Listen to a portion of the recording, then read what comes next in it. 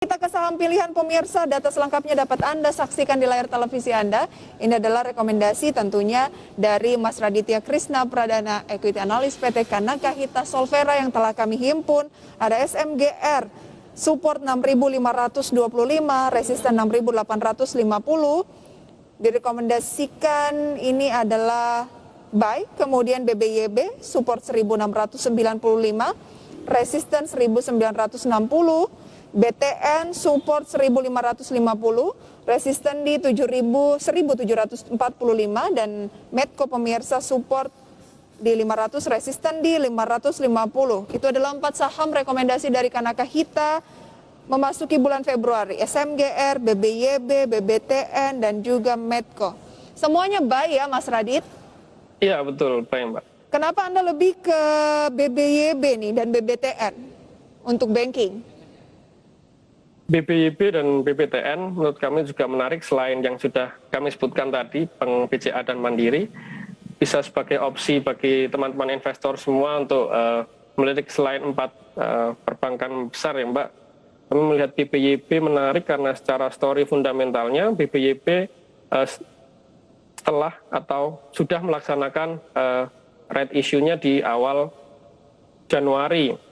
Dan dananya akan digunakan untuk modal kerja, pengembangan usaha perseroan berupa investasi teknologi informasi, penyaluran kredit, kegiatan operasional perbankan lainnya, serta penguatan permodalan perseroan. Kami memproyeksikan katalis ini inline gitu ya Mbak, atau in price dengan teknikalnya, karena Bank atau BBYB sendiri kemarin Jumat ditutup cukup solid dengan penguatan 7,56% dengan volume yang cukup solid. Kemudian dari RSI juga sudah mengarah ke atas kembali, yang akan mengindikasikan terjadinya penguatan kembali untuk BBYB Mbak. Karena kemarin Jumat BBYB itu berhasil ditutup penguatan signifikan di area level support. Anda bilang BBYB ini menarik dengan resisten terdekat 1960, support 1695 karena ada proses right issue ya di awal Januari. Iya, betul Mbak. Dananya untuk modal dan seharusnya itu membuat kinerjanya akan jauh lebih baik. Jadi ini menengah masih oke dong untuk BBYB.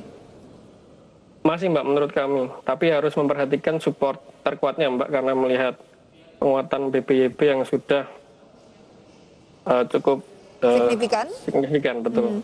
Oke, 1695 harus digarisbawahi, target terdekatnya 1960. Kalau itu tercapai 1960 ini kan sangat dekat dengan 1920 current price-nya. Maka level selanjutnya ke berapa?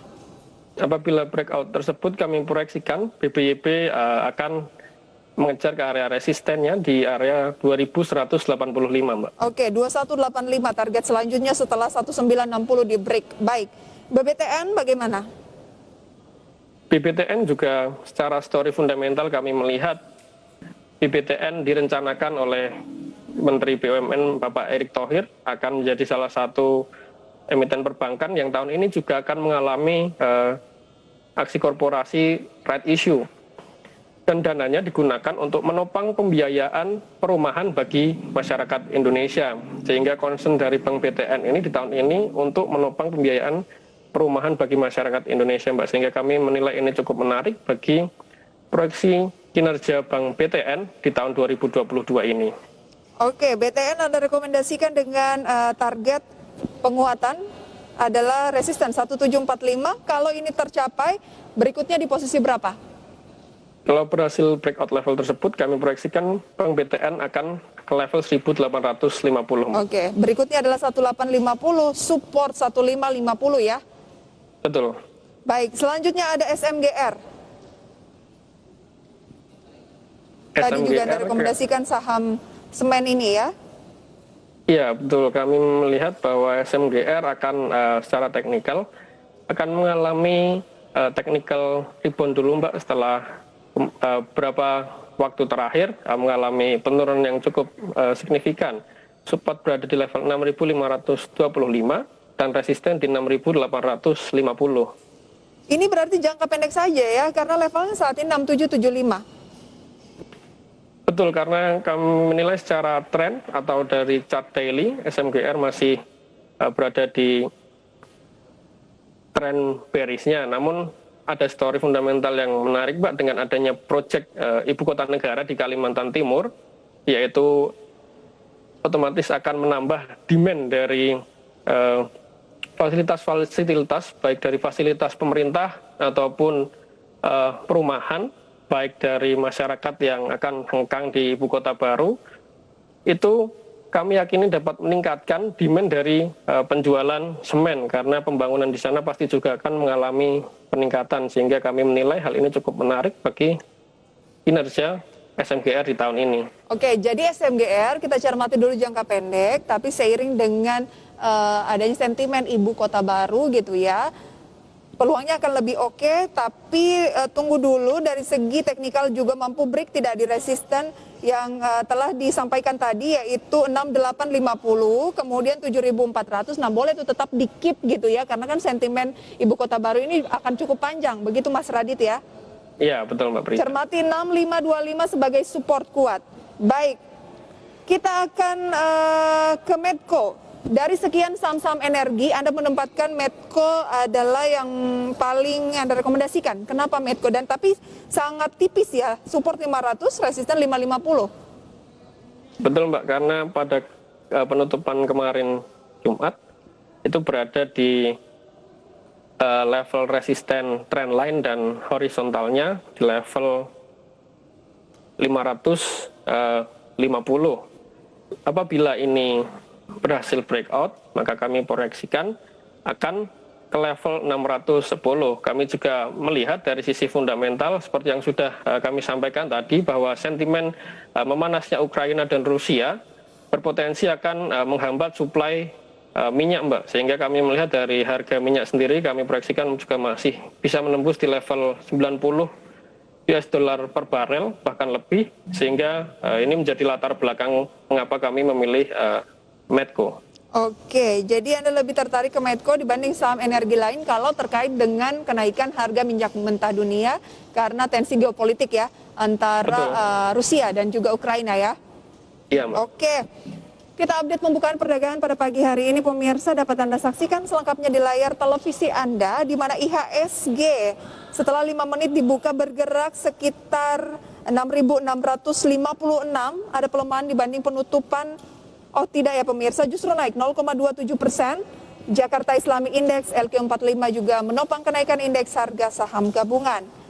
Top gainersnya pemirsa ada perbankan yang baru saja kita ulas. Bank Mandiri naik 0,33% di 7675, BBRI naik 0,48%, 4160, BBNI 0,33%, 7525. Dan dari sekian perbankan ada Baut, emiten pendatang baru yang baru IPO pekan lalu, naik 2,22% di 138. Losers pemirsa adalah Telkom, turun 0,7% di 4230, SMMT turun 6,7% di 362, Kota turun 6,35% di 59, dan BBTN turun 0,86% di 1720.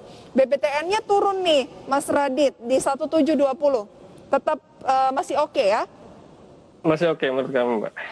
Oke, meskipun turun selama belum ke support 1550, tetap buy untuk BBTN ya? Betul, Mbak Prisa. Oke, kita ke gainers lainnya pada hari ini didominasi oleh banking. Tadi kita bahas untuk Bank Mandiri. Bagaimana dengan BBN ini? Hari ini juga naik 0,33% di 7525. Ya, BBNI menurut kami juga menarik, Mbak, secara story fundamental. Selain Bank BCA dan Mandiri, Bank BNI juga berhasil mencatatkan kinerja yang signifikan pada tahun 2021. Bank BNI mencatat laba bersih sebesar 10,89 triliun atau tumbuh sebesar 232,2% secara year on year jika dibandingkan dengan laba bersih yang dicatatkan BNI pada tahun 2020. Selain itu, Bank BNI juga berencana mengakuisisi Bank Mayora sebagai yang akan dijadikan bank digital dari Bank BNI ini sendiri. Jadi secara fundamental Bank BNI juga cukup solid, Mbak. Dan secara teknikal kami menilai bahwa closing kemarin Jumat, Bank BNI juga cukup bagus, membentuk candle Marubozu bullish maksud kami, yang mengindikasikan bahwa buyer masuk dari opening hingga closing pada perdagangan Jumat kemarin. Kami memproyeksikan resisten terdekatnya berada di level 7.600, Mbak. 7.600 resisten terdekat ya? Betul. Supportnya? Supportnya di 7.300 Support hingga atau 7.275. tahanan bawah terkuat 7.300-an sampai 7.225? 75.